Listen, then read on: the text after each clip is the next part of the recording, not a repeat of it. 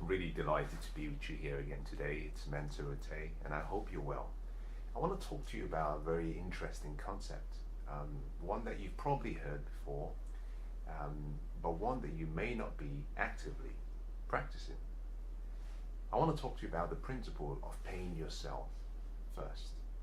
Now, if you've heard the term pay yourself first before, then hopefully you're probably familiar with the what and the how to do it. But what I want to share with you instead has nothing to do really with the what and the how. My focus has to do with the why. Now I'll talk about the how and I'll talk about the what, simply because I think it's important to provide a well-rounded strategy for those who may not really be familiar with the concept. So I'll talk about the why, I'll talk about the what, I'll talk about the how. But my focus is going to be on the why. Now, I want you to imagine this, for example. There are 5 working days in a week.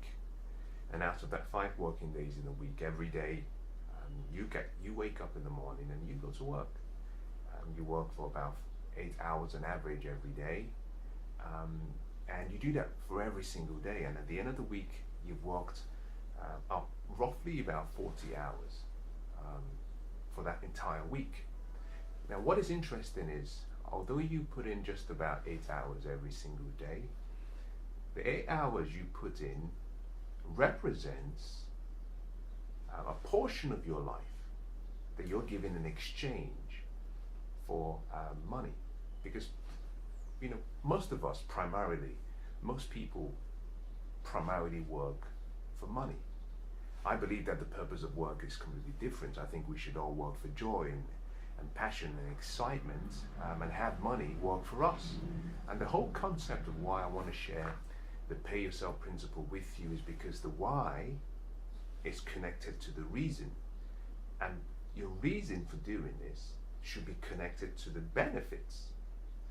And one of the most important benefits of paying yourself first is so you have the opportunity to live your life according to your terms, which is really what I call the extraordinary life. You doing what you want to do, when you want to do it, with whom you want to do it, and at a place and location that you want to do it. And that is really freedom, which is something that we all deserve and something that we are all destined to have. Now, let's go back to the whole concept about time. You've worked 40 hours every single week. Now, if you did that for every single week, for every single month, for the entire year, then on average you would have clocked up a huge number of hours working. Now, we have roughly about 52 hours every year, working hours every year. To keep the numbers very simple, to make it really easy for you to understand, I'm going to assume that on average we work roughly about 50 working hours every single year. 50 working weeks every single year. And out of those 50 working weeks, for every week, we work 40 working hours. So in total, you're probably spending about 2,000 working hours every year in exchange for money. Think about this. You have 24 hours every single day, and 8 hours of the 24 hours on average is spent sleeping, resting, trying to resuscitate and renew your body so you can go out and do what you do best. Now, when you take out the 8 hours, you're left with 16 hours from the 24 hours. Now, the 16 hours represent what we call your waking day, and that is really the time period during which you are awake. Although you spend 8 hours of the 16 hours at work, you also spend between 1 and 3 hours traveling to work and from work. In addition to that, you probably spend about half an hour or more, some people can spend up to an hour, preparing for work. So in total, the average person is spending roughly about 12 hours out of the 16 hours every day working for money. Now that represents a huge amount of time. As a matter of fact, that represents roughly 75 to approximately 80% of your waking day.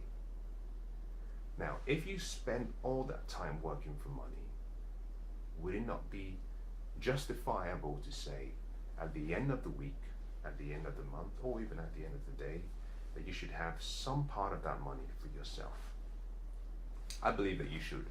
As a matter of fact, all the wealth creation, building principles all teach you the concept that part of what you make, part of what you earn, should be yours to keep. That is perfectly legitimate to say, I'm going to take a fraction of what I earn every single month, what I earn every single day, and I'm going to give that to myself. And that is what the concept of pay yourself really means. It means that you take a portion of what you make and you allocate that to yourself. Now, what and how you use that percentage will be dealt with maybe in a different session. But the most important thing is the discipline and the habits and then the lifestyle of putting yourself first. Now, this is the difference between the poor and the rich. Wealthy people and rich people earn money, they invest their money first, and then they spend what's left. On the other hand, the average and the poor earn money, they spend first, and then whatever is left, they either save or invest. And because we all have, requirements, we have responsibilities, in most cases, at the end of the month, we have very little left. We've paid up all the utility bills, we've paid up all the grocery shopping, we've paid the rent, paid the mortgage, we've paid up all of the various things that we need to keep us surviving. And so at the end, we're left with barely nothing.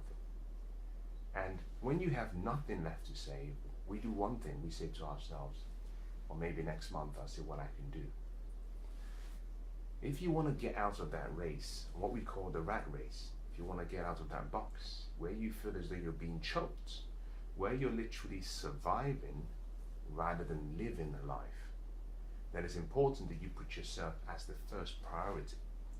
Now, to do this, you simply have to say, when I get paid, I'm going to give myself the first 10% of what I earn. Now, 10% of what you earn simply means every day, the first hour you work, you allocate it to yourself. Well, as a matter of fact, because you're working 8 hours, you might need to assign the first hour and 25 minutes to yourself. And this is where you simply say, this is mine to keep. The remaining, I'm happy to use that for the government to pay my taxes.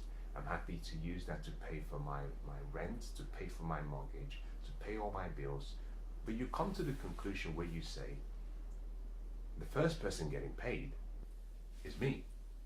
After doing all this work, the first person that gets paid is me. Now, when you've made that decision, your life starts to change. Now, it might sound very simple, but it's the truth. You must get to a point where you say, I am the most important person in my life. I'm not working for money so hard to then give all that money away to other people. I am going to work hard for money, but whatever I make, I'm going to keep.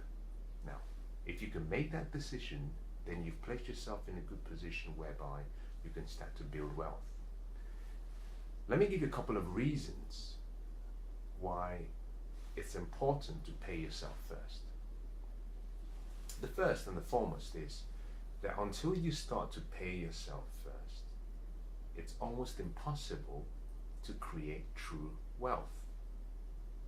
True wealth is really a product of you being able to discipline yourself, delay gratification, sacrifice, allocate your resources in the right way, in such a way that you're disciplining yourself in the present to do things that may sound and may seem very uncomfortable, but in the long term, in the future, will give you a lot of happiness and joy.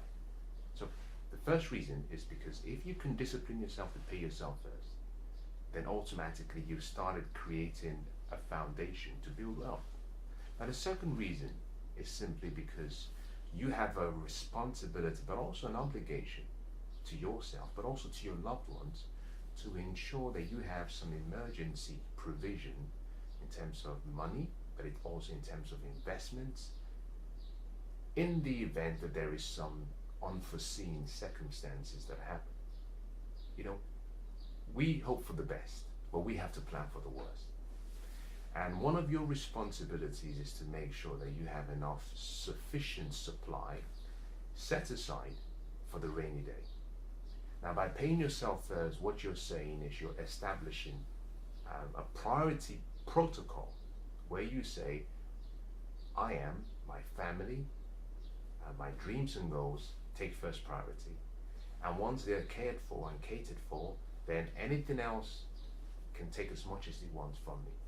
So you pay yourself first so that you have insurance. Now, what is insurance? Insurance is simply protection. You're protecting yourself for the unforeseen. Very important. I'll start by saying this. If you have a job, and if you work for a company, or perhaps you work for an organization or for an individual, if your job is your only source of income, then you have what I call a one single point of failure. We call it a single point of failure, and that simply means that if the company decided to stop trading, or for example, if you became very ill, that you have no other source of income. And the reason is simply because when you work for money, money expects labor from you in exchange for what it gives you. If you work, you get paid. If you don't work, you don't get paid. And trading your time for money is one of the worst ways to create wealth. Now, by taking a portion of what you earn and setting it aside, what you're doing is you're establishing an opportunity whereby you can put some what we call overalls on the money that you've saved. You can invest it in a vehicle or a strategy or an investment plan whereby that money can start to work for you. The better you do that, the smarter you do that, you get to a point where eventually the little 10% that you were setting aside starts to grow. Then it starts to produce an income for you in such a way that you can now choose to let go of your job and stop working for money and simply have money working for you. So the secret pathway to wealth begins with paying yourself first. Now, if you haven't started doing this, then let me give you one or two ways in which you can start. The first is you have to automate the process.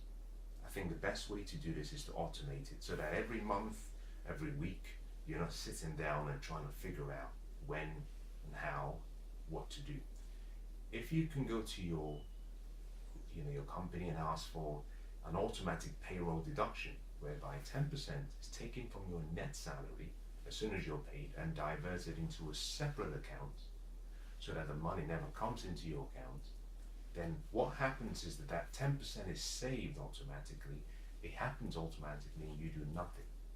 You do not need self-discipline, you do not need focus, you do not need persistence or inspiration or motivation. It's done. And as you do that, what you find is that you start to build wealth, and you can take that wealth you started to build and help you create multiple sources of income that can help you become wealthy.